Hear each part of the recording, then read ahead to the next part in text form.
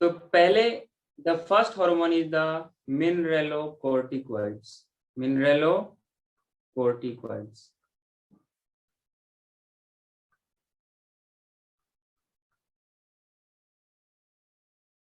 ठीक है, क्या आप में से कोई मुझे एक्सप्लेन कर सकता है कि इन मिनरेलोकोर्टिकॉइड्स में कौन कौन से हार्मोन आएंगे और इनका काम क्या, क्योंकि हमने इससे पहले पढ़ रखा है। बोलो, एनीवन? काम तो इलेक्ट्रोलाइट और वाटर बैलेंस। यस, तो basically it will be related with water and electrolyte. Is it clear to everyone?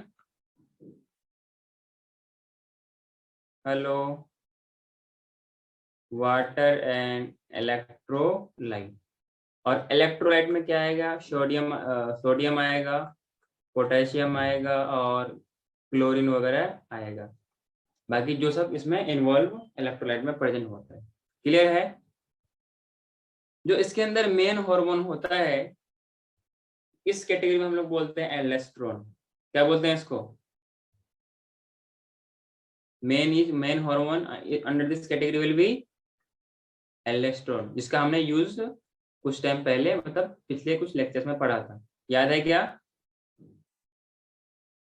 Yes, अरे बोलो। ये जो आपके पास एल्डोस्टेरोन है, इनको हम लोग बोलते हैं सॉल्ट रिटेनिंग हार्मोन। क्या बोलते हैं? जो कि इलेक्ट्रोलाइट्स को बॉडी में रिटेन करता है, रिटेनिंग हार्मोन। अरे गॉट माय पॉइंट? हेलो, वही है, मैं पुराना कोई भी चीज नहीं लिखा रहा हूँ। It will act on DCT and collecting duct of uriniferous tubule. ध्यान रहे, सेमिनिफेरस ट्यूब्यूल नहीं, यूरिनिफेरस ट्यूब्यूल और renal tubule, by activating sodium potassium pump that it stimulates reabsorption of sodium, water and excretion of potassium and phosphate ions. Thus we can say aldosterone help in maintenance of electrolyte and the body fluid volume, osmotic pressure of blood and blood pressure. क्या ये सब बात हमने पहले पढ़ रखा है? हाँ सर। हाँ, अगर इस एल्डोस्टेरोन का हाइपोसेक्रेशन हो, कम होने लगे, तो क्या प्रॉब्लम हो सकती है बताइए? ऐसे कंडीशन में हम लोग क्या बोलेंगे? ब्लड प्रेशर ज्यादा होगा, कम होगा?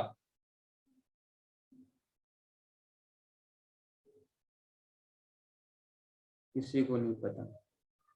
मान लो एल्डोस्टेरोन का काम होता है इन सब चीज को रिटेन करेगा, तो बॉडी फ्लूइड वॉल्यूम बढ़ेगा, ब्लड वॉल्यूम बढ़ेगा, तो ऑस्मोटिक प्रेशर भी बढ़ेगा। प्रेशर भी बढ़ेगा। अब इसका हाइपोसेक्रेशन हो रहा है, तो इनकी वजह से क्या होगा? कम होएगा बीपी। तो बीपी कम हो जाएगा, और बीपी कम होने को क्या बोलते हैं पार्वती? नहीं पता। इस कंडीशन को बोलते हैं हाइपोटेंशन। हाइपोसेक्रेशन या low secretion of aldosterone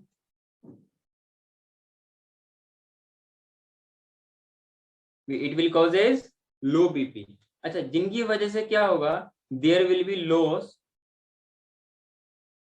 causes loss of sodium ions, chlorine ions and water by increasing in the urine. in urine में इन सब चीज का कंटेंट चला जाएगा।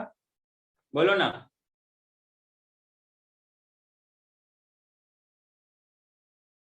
Bye urine. क्लियर है? इसमें क्या होगा? K प्लस भी चला जाएगा, K प्लस विल इंक्रीज। बोलो ना, ये सब के सब वापस चले जाएंगे। क्लियर है क्या?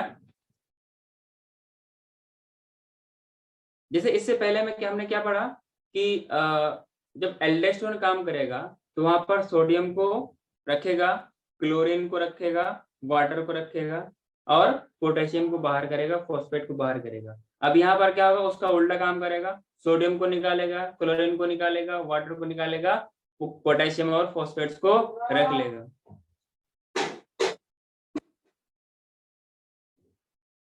बेटा मिनट।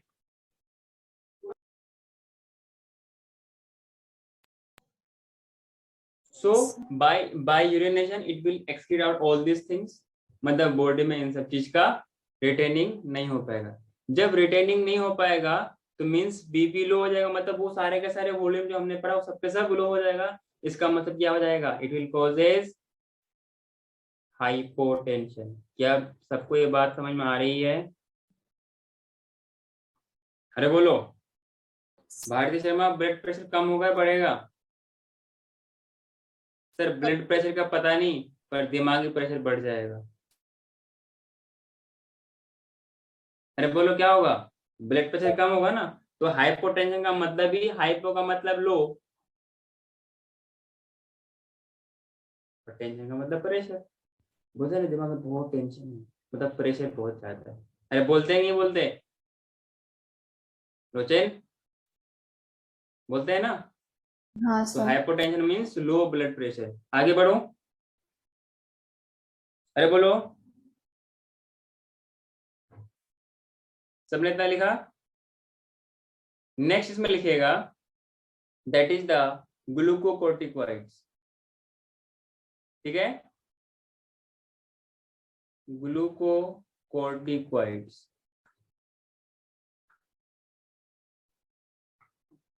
नाम कहीं ना कहीं ग्लूकोज से रिलेटेड होगा, क्या ये बात सबको समझ में आ रही है, हाँ या ना? नाम कहीं ना कहीं ग्लूकोज से रिलेटेड होगा, ये आपको बात समझ में आ रही है कि नहीं? इसका मतलब ये हुआ कि हमने ये एक बात पहले पढ़ा था, इनको कंट्रोल कौन करेगा, पिट्यूटरी ग्लैंड से कौन सा हार्मोन कंट्रोल करेगा? याद नहीं है तो ब्रैकेट में लिख लो, secretion will be controlled by ACTH, adrenocorticotropic hormone. याद है हाँ या ना? याद है सर। हाँ, कुछ बच्चों को याद है, कुछ बच्चों को याद नहीं है, क्योंकि आपने घर में पढ़ा ही नहीं है, घर में सिर्फ खाते हैं और क्या करते हैं पता नहीं। ठीक है, इनका कुछ मेटाबॉलिक इफेक्ट में काम करता है, मींस मेटाबॉलिज्म में भी इनका रोल होता है। जैसे कार्बोहाइड्रेट का मेटाबॉलिज्म हो गया, जैसे प्रोटीन का मेटाबॉलिज्म हो गया, जैसे फैट का मेटाबॉलिज्म हो गया। क्लियर है? इसमें होता है मेटाबॉलिक इफेक्ट, मेटाबॉलिक इफेक्ट। झील समझ में आ रही है? अच्छा, दूसरा क्या है आपके पास, इसमें क्या बोल सकते हैं, it is the main hormone under this category that will be cortisol. कौन सा होगा? Main hormone will be cortisol. अरे बोलो, main hormone will be cortisol. Cortisol को हम लोग बोलते हैं life saving hormone, life saving hormone.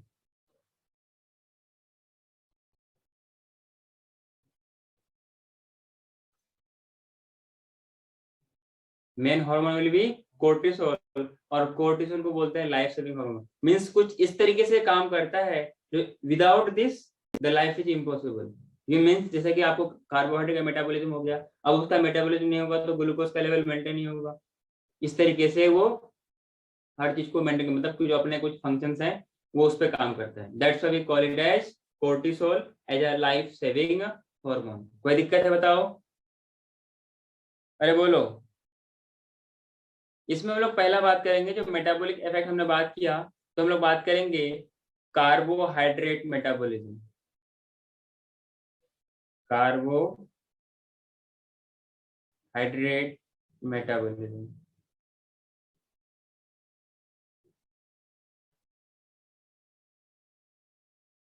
लिखा गया?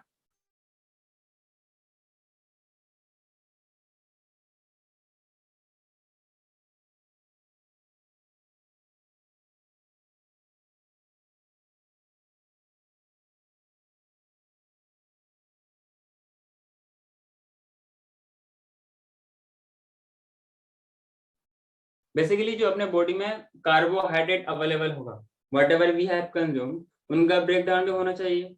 क्लियर है? तो ये क्या करेगा, बेसिकली इट विल स्टिमुलेट क्योंकि वहां से ग्लूकोज भी ऑब्वियसली कार्बोहाइड्रेट हम कंज्यूम करेंगे तो वहां से ग्लूकोज मिलेगा नहीं मिलेगा, रोशन बताइए। ह्यूमन डाइजेस्टिव सिस्टम पढ़ा है, फूड का डाइजेशन होगा, एब्जॉर्प्शन होगा, फिर एसिमिलेशन भी होना चाहिए, तभी तो आपके पूरे इंटायर बॉडी में एनर्जी फैलती है। अरे बोलो, यस सर। रोशिन कुछ बोल ही नहीं रही है। हाँ सर। तो इट विल स्टिमुलेट ग्लूकोनियोजेनेसिस। अभी सर नया टर्म कहाँ से आ गया, ग्लूकोनियोजेनेसिस, एंड thereby increase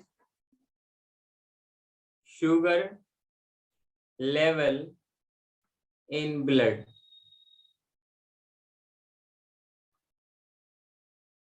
इसीलिए इस हार्मोन को हम लोग बोलते हैं हाइपर कैल्सिमिक या हाइपर ग्लाइसेमिक, बताइए।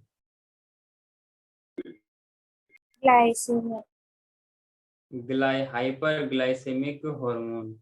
देखो ये सब टर्म कभी कभी आपको दिक्कत देगा, इसलिए आपको सारा डाउट्स यहीं पर क्लियर कर लेना है। जैसा हाइपर हो, हाइपो हो, ग्लाइसेमिक हो, कैल्सिमिक हो। हाइपो है तो लो करने वाला चीज होगा, पर है, हाइपर है तो ज्यादा करने वाला होगा। मीन्स देखिए यहाँ पर इट विल स्टिमुलेट ग्लूकोनियोजेनेसिस, मतलब आपने ग्लाइकोजन पढ़ा है, ग्लूकोज पढ़ा है, तो बेसिकली यहाँ पर जो ग्लूकोज है इनका क्या करेगा, नियोजेनेसिस, मतलब नया ग्लूकोज का फॉर्मेशन करवाएगा। जो आपके पास कार्बोहाइड्रेट्स है वहां से क्या करेगा, इसको ग्लूकोज बनाने में स्टिमुलेट करेगा। इसका मतलब ये होगा कि ब्लड में इसका शुगर लेवल बढ़ेगा। अरे बोलो ना, यस और नो। यस जब सर। ब्लड शुगर लेवल बढ़ेगा इसलिए तो बोलते हैं हाइपर ग्लाइसेमिक हार्मोन। क्लियर है, हाँ या ना बोलो। Yes sir. किसी को कोई दिक्कत है? नहीं सर। किसी को अगर कहीं डाउट है तो आप इसको ऐसा करके लिख लीजिए, ग्लूकोनियोजेनेसिस को। फिर ये होता क्या है, फॉर्मेशन,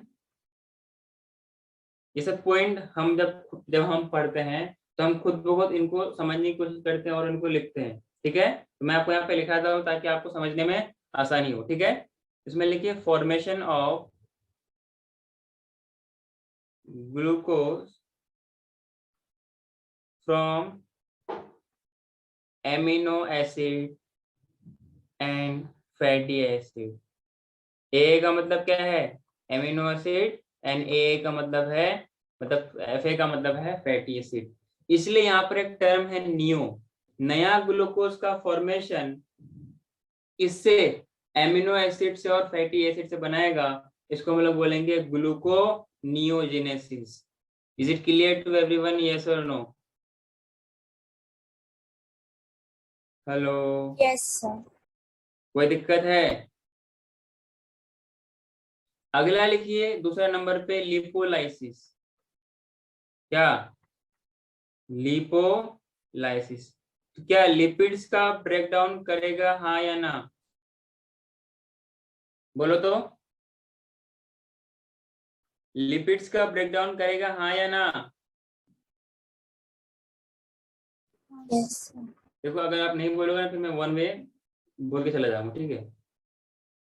समझा करो मेरी बातों को, नहीं बोलोगे, नहीं रिस्पॉन्स करोगे तो मैं वन वे पढ़ा के चला जाऊंगा। खामोश रहना कोई तुक नहीं बनता है, कोई वजह नहीं बनता है, सबके सब बेवकूफ बन के बैठा है। स्टिमुलेट्स लिपोलाइसिस मींस लिपिड्स का ब्रेकडाउन करेगा। क्लियर है? वो भी कहां पर, एडिपोज टिश्यू में। पार्वती क्लास में हो? हाँ सर। फिर बोल क्यों नहीं रहे हो?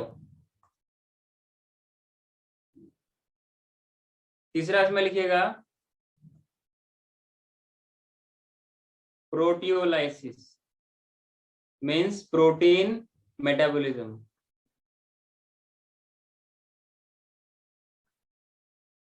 प्रोटीन मेटाबॉलिज्म, इससे पहले वाले को हम लोग बोल सकते हैं फैट मेटाबॉलिज्म या लिपिड मेटाबॉलिज्म। क्लियर है? तो इसमें हम लोग क्या बात करेंगे, it will promote stimulate proteolysis, stimulates proteolysis means protein का ब्रेकडाउन होगा। अरे बोलो तो, तभी तो अमीनो एसिड आएगी, तभी तो फैटी एसिड आएगी, तभी तो ग्लूकोज का फॉर्मेशन होगा, तभी तो हम लोग बोलेंगे ग्लूकोनियोजेनेसिस, यस और नो। अरे बोल भाई, हेलो।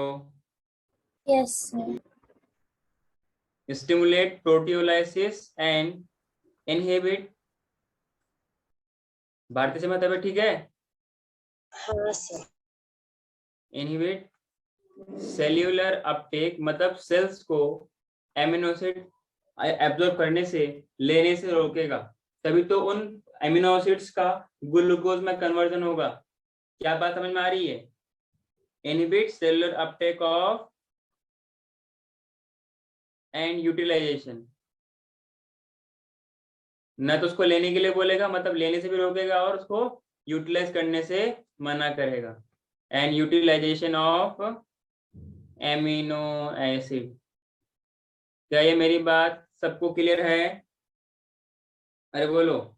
और इस हार्मोन को, दैट इज द ग्लूकोकोर्टिकोइड्स, इनको हम लोग बोलते हैं एंटी इंफ्लेमेटरी। क्या बोलते हैं? क्योंकि क्योंकि कि this hormone prevents the action of WBC and collagen fibre in the tissues.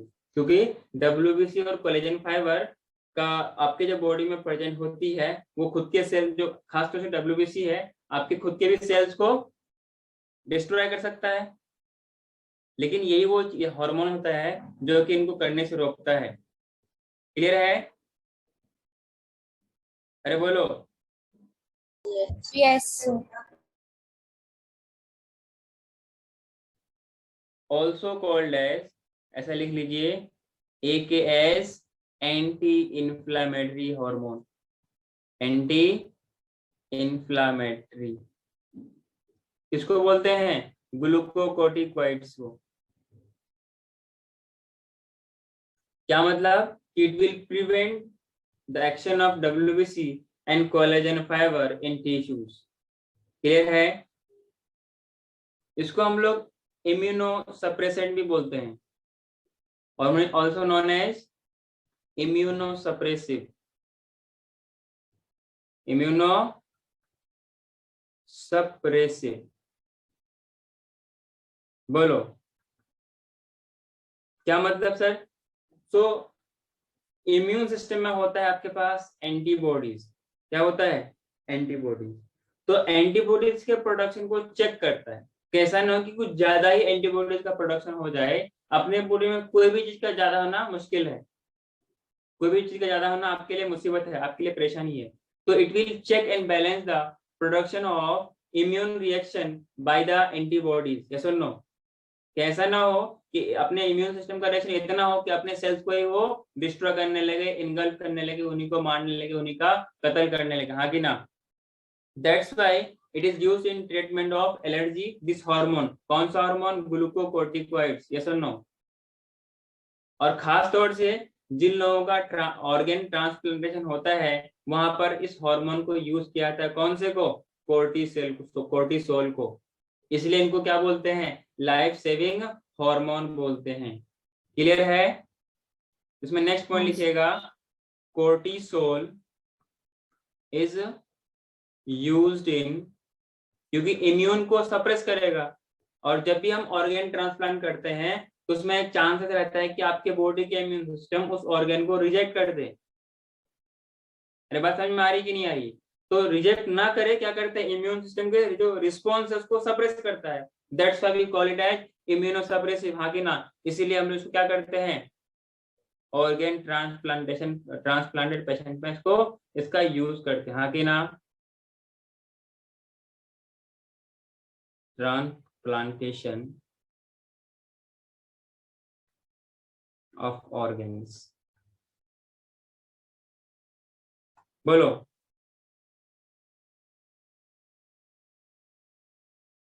दूसरी बात,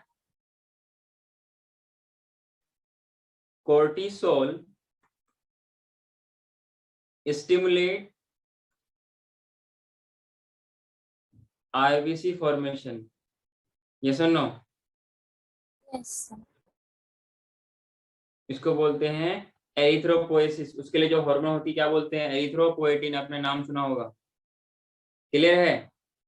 Yes, and it also involve in cardiovascular system को मेंटेन करने में, maintaining cardiovascular system as well as kidney function. Clear है? Kidney function को भी ये regulate करता है, मेंटेन रखता है, और कार्डियोवास्कुलर सिस्टम को भी ये मेंटेन रखता है। क्लियर है? ये था आपके पास दूसरा हार्मोन। तीसरा हार्मोन क्या है आपके पास? That we call as sex hormone, और we also call it as sex corticoids due to cholesterol, yes और नो? सेक्स कॉर्टिकॉइड्स, और वी कैन से गोनेडोकोर्टिकॉइड्स, गोनेडोकोर्टिकॉइड्स। अरे बोलो, yes, sir. कोई दिक्कत है बताओ? नहीं, sir. सबको समझ में आ रहा है? हाँ, sir. हाँ, तो इसलिए हम लोग क्या बोलते हैं इस हॉर्मोन्स को, इन हॉर्मोन्स को, सबका कैमरा ऑफ है, बहुत अच्छी बात है, चलो कोई बात नहीं। तो मैंने बोला सेक्स हार्मोन और सेक्स कोर्टिकॉइड्स और gonadocorticoids. Basically this is released by, this hormone is secreted by adrenal, that's why we call it as gonadocorticoids. Clear है? अमाउंट में बहुत कम होते हैं, so they are secreted in very small amount in zona reticularis. Clear है? अरे बोलो।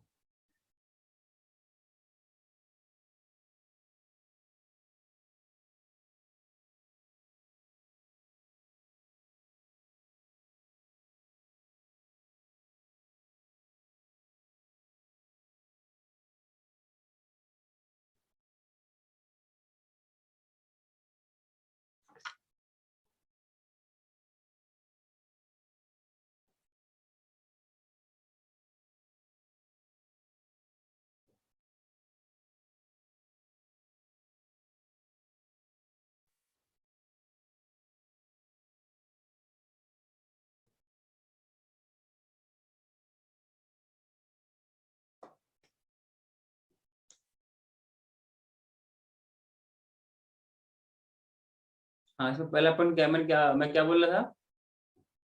Secreted bye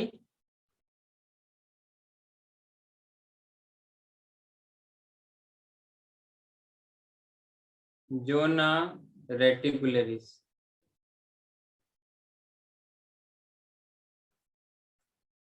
ठीक है? जो मेल हार्मोन है, मेल हार्मोन को हम लोग क्या बोलेंगे? एंड्रोजन। क्लियर? जो हमने लेडी सेक्स के बारे में पढ़ा था। और फीमेल को क्या बोलेंगे? फीमेल को पिंक से लिखते हैं, फीमेल हार्मोन इज एस्ट्रोजन। इससे पहले मैंने कहा था these are the family of hormone, जिसके अंदर बहुत सारे मेल सेक्स हार्मोन आते हैं और फीमेल सेक्स हार्मोन आते हैं। अरे बोलो, बात समझ में आ रही है, हाँ या ना? Estrogens. So these hormones are secreted in male as well as female both. लेकिन डिपेंड करता है कि जो मान लो मेल हार्मोन है, जो अगर मेल इंडिविजुअल है उसमें एस्ट्रोजन इनएक्टिव होगा। जो फीमेल एस्ट्रोजन जिनके पास है, जो फीमेल है उनके पास एंड्रोजन इनएक्टिवेट होगा। इन अदर केसेस उल्टा पुल्टा हो जाए तो एक्शन भी उल्टा पुल्टा दिखाता है, रिस्पॉन्स उल्टा पुल्टा दिखाता है। वक्त आने से आप समझ जाएंगे। बात समझ में आ रही है? तो basically this is androgen and this is oestrogen. दोनों में दोनों होता है, दोनों का सेक्रेशन होता है, लेकिन फर्क क्या होता है? जो जिसके लिए है उसमें उसकी अमाउंट ज्यादा होती है, लेकिन वैसे ये हार्मोन बहुत कम अमाउंट में बनती है। उसमें से भी जो जिसके लिए है उसके लिए ज्यादा बनती है, और जो उसके लिए नहीं है उसमें इनएक्टिव होती है। बात समझ में आ रही है क्या? अरे बोलो। हाँ, sir. इनका काम किस पे होगा? It stimulates muscles, external genitalia. External genitalia means whatever the sex organ which is visible externally. मतलब एक्सटर्नल सेक्स ऑर्गन्स को हम लोग एक्सटर्नल जेनिटलिया बोलते हैं. इसका मतलब ये भी कि इंटरनल सेक्स ऑर्गन भी होगा. यस और no? Which is not visible to us, like we have uterus, like we all these are part of reproductive system. Yes और नो? ये आप क्लास 12 में पढ़ोगे. तो एक्सटर्नल जेनिटेलिया, जेनिटेलिया का मतलब होता है सेक्स ऑर्गन. यस और नो? अरे बोलो. Genitalia and sexual behaviour, all these are regulated by androgen and oestrogen. अरे बोलो. Yes. और हर स्पीशीज का सेक्सुअल बिहेवियर और एक्सटर्नल जेनेटिया और मसल्स का इन्वॉल्वमेंट अलग अलग तरीके से होता है. कोई दिक्कत? अरे बोलो. खास तौर से हम लोग बात करें एंड्रोजन और इन केस ऑफ प्यूबर्टी, वहां पर इन हार्मोन्स का बहुत अच्छे से रोल आता है. क्लियर है? इसलिए हम लोग बोलते हैं इनको एंड्रोजेनिक स्टेरॉइड्स बोलते हैं. What we call them? Androgenic steroids बोलते हैं. क्लियर है? In puberty, in puberty, puberty किसे बोलते हैं? आपने क्लास 10 में पढ़ा होगा. आपने तो मुझे डिफाइन कर सकते हो तो बताइए. प्यूबर्टी क्या होती है? Anyone? It is the stage of life or the age, the period of life in which, आगे बताइए.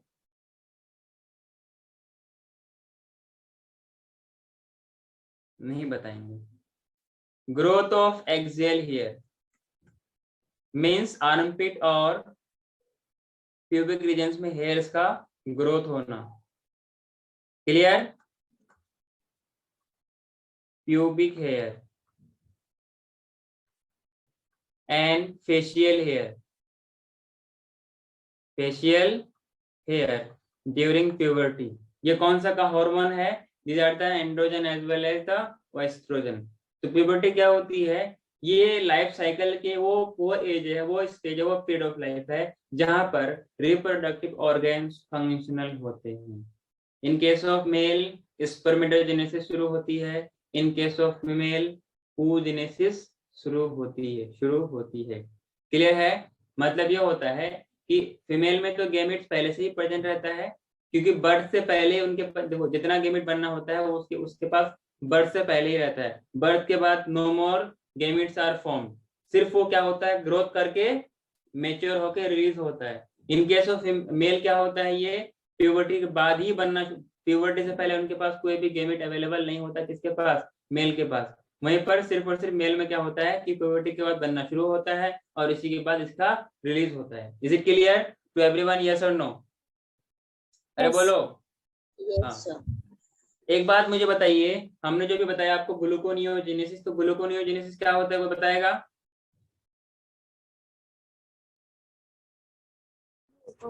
Formation of glucose from amino acid. इसको दूसरे टर्म में क्या बोलोगे आप?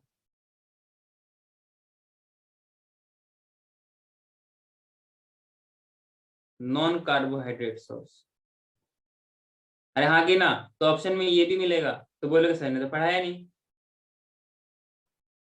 बेवकूफ बच्चे हो ना. हाँ. इसमें स्टेरॉइड के पॉइंट लिखिएगा. इसमें जो male hormone secreted bye adrenal gland जो मेनली होता है वो कौन सा होता है? इनको धिया के नाम से जानते हैं. क्या? धिया. सर ये धिया क्या होता है? मैं इसका फुल फॉर्म लिख रहा हूँ. ठीक है? वैसे आपको जरूरत नहीं पड़ेगी लेकिन फिर भी मेरे स्टूडेंट्स को तो पता होना चाहिए. Dehydro AP एंडोस्टेरोन.